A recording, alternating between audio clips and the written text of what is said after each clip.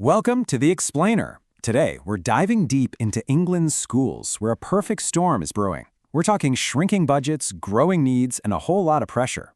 We're going to connect the dots between the money, the teachers, the students, and the big, fierce debate over how we even measure success anymore. So, here's how we're going to break it all down. We'll start with the money, because, well, everything starts there. Then we'll look at the people on the front lines, what all this means for the kids, the whole inspection system, and finally, what parents are actually saying through all this noise. Okay, let's get right into it, because the financial picture is pretty stark, and honestly, it's the foundation for almost every other challenge we're about to talk about. So get your head around this number. According to the Stop School Cuts Coalition, 7 out of every 10 schools in England have seen their budgets effectively shrink since 2010. That's not just a statistic, that's over a decade of less money for books, for support, for the day-to-day stuff that makes a school run. And this isn't just about spreadsheets. This quote from teaching unions really paints a picture. We're hearing stories of head teachers having to be caretakers, even lollipop ladies, just to keep things going. It shows a system that's stretched so thin, school leaders are doing literally whatever it takes to keep the doors open. So what happens when the money runs out? You're forced into making some impossible choices. A recent survey of academy trusts found that to balance the books, many are thinking about cutting classroom staff and teaching assistants. You know, the very people who give our kids direct support. Which leads us straight to the people on the front lines. Because when funding gets squeezed like this, it's the staff who feel that pressure first. And believe me, it's in more than one way.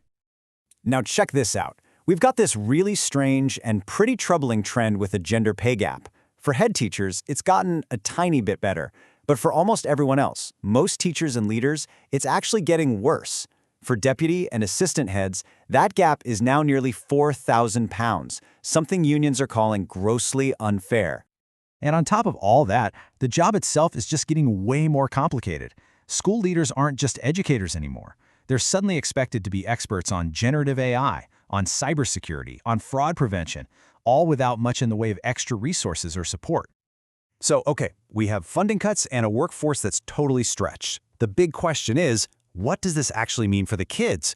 Well, as you can probably guess, the impact is huge, especially for the most vulnerable students. Just look at this graph. It shows the number of students with the highest level of special educational needs and disabilities, or SEND. The number of kids needing these legal support plans, called EHCPs, has just skyrocketed. It's putting this unbelievable amount of pressure on a system that MPs already say is broken and underfunded. And you can really feel that frustration. It actually boiled over recently, with hundreds of parents protesting right at Parliament. They're worried that new reforms could weaken their children's legal rights, and they're basically begging for a system that puts care before cutting costs. Now the government has responded with a new plan. The new minister, Georgia Gold, is saying all the right things, about listening to families and intervening early. But with funding for these kids basically frozen for years, you have to wonder how they're going to make this vision a reality. And this crisis starts right from day one. A recent survey found that a shocking number of teachers are seeing kids start school without basic skills. We're talking about children who can't speak in full sentences or even use the toilet by themselves. It's leaving schools to try and pick up the pieces. All of this, of course, leads to the massive debate about accountability.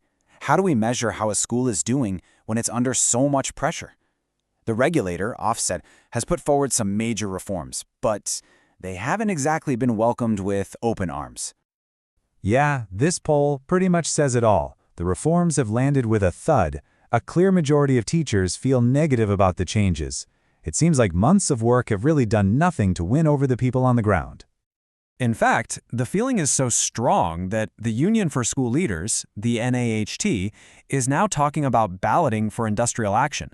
They feel that using these simple, crude grades just creates a high-stakes culture that hurts everyone and doesn't even give parents a true picture of the school. And when you dig into the data, you see this deep, deep lack of faith.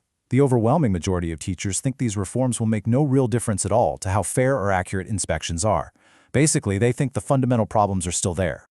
So, with all this turmoil inside the system, let's just take a step back for a second and ask, what do parents actually want? In the middle of all this pressure, what are their real priorities? Well, the answer seems to start with a pretty staggering number from a big survey by ParentKind, 2 million. That's the estimated number of children in England who are unhappy at school. That's 1 in 5 kids, and it doubles by the time they hit secondary school. And this, right here, this might be the most important chart of all. It shows a huge disconnect.